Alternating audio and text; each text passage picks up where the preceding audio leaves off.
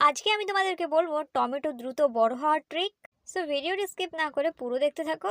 এই যে টমেটোগুলো তোমরা দেখতে পাচ্ছ, এগুলো কিন্তু 1 সপ্তাহ আগে হয়েছিল। মানে 1 সপ্তাহ আগে ফুল থেকে ফলে কনভার্ট হয়েছিল। আর 1 সপ্তাহের মধ্যে এর সাইজ দেখেছো কত বড় হয়ে গেছে। আর আমি আমার গাছে এমন কি অর্গানিক খাবার দিই যার জন্য টমেটোগুলো দ্রুত বড় হচ্ছে। অনেক সময় কিন্তু তোমরা দেখবে টমেটোর ফুল কিন্তু ঝরে যায়, ফলে কনভার্ট হয় না।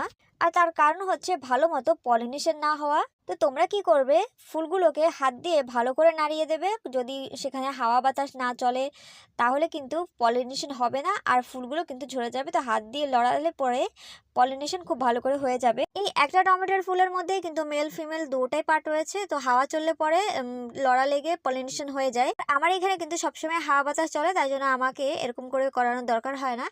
আর চাইলে তোমরা গাছ ধরেও নাড়া দিতে পারো, তাহলেই কিন্তু হয়ে যাবে। আর ঠিক মতো গাছে জল দেওয়া, যখন ফুল চলে আসে তখন কিন্তু না বেশি না কম জল দিতে হয়, আর খাবার দিতে হয়, লিকুইড খাবার দিতে হয়। এই সময় আমি কিন্তু গাছগুলোকে একদম রাস্তার পাশেই রেখেছি, কারণ এইখানে রাখা ছাড়া আমার কাছে আর কোনো উপায় ছিল না। কারণ রোদ এখানেই পড়ে, সকালে যে রোদটা সেটা কিন্তু পড়া অনেক জরুরি।